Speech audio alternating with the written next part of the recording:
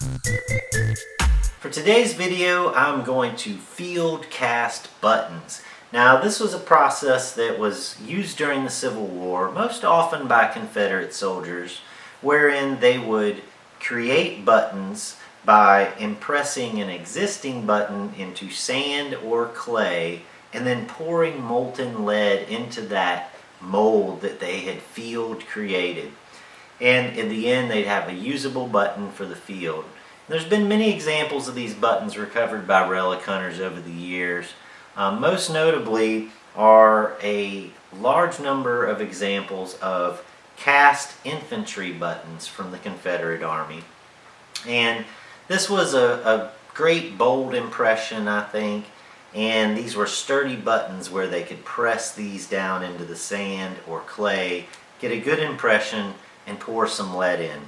So I've always wondered how they did this process, and I have a lot of Civil War camp lead and bucking balls, tiny pistol balls that I've recovered, and I can't really display, although it is all Civil War camp lead.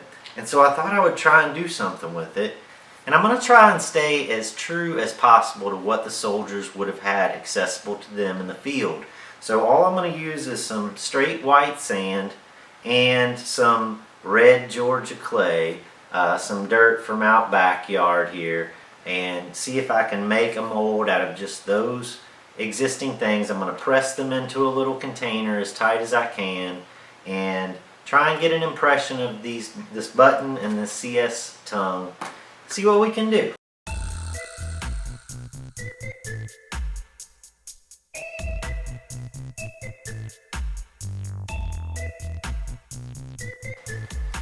So mixing up the sand and the clay took a lot of work. Getting the consistency just right to hold an impression was very difficult, and probably one of the more difficult aspects of this process. And I made the shanks out of little staples. I just bent them over and tried to get them to attach in the back of the buttons, and that was another very difficult process to do on my own. So needless to say, do not attempt this at home. If you do attempt something like this at home, do it in a well-ventilated area. I was in the garage with the garage doors open, so I felt pretty well ventilated. And I also want to say that it's very, very dangerous to be near the fumes associated with this. So just be conscious of what you're doing out there if you do try this. And my advice is don't try this at home. So with that said, as I moved into the process, the next most difficult hurdle was getting the proper amount of lead to pour out in one pour smoothly. I wrestled with this a lot. I messed up a whole lot of these buttons.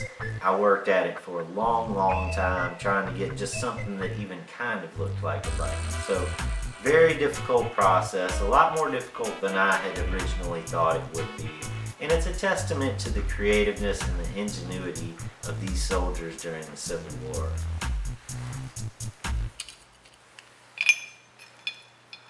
Just to be sure I've got enough that's going to pour.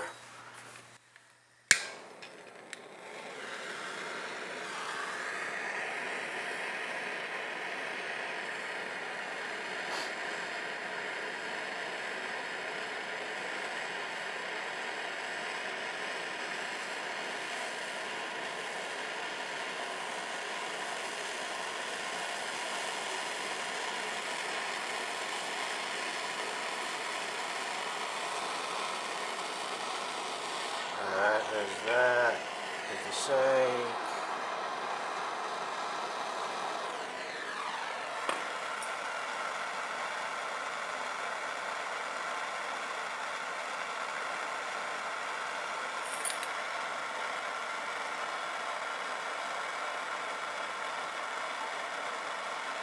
Let it cool. Did it work? I tell you what, those soldiers were crafty. I mean, this has been difficult. What happened? The shank seems to be on. Good impression. Hey,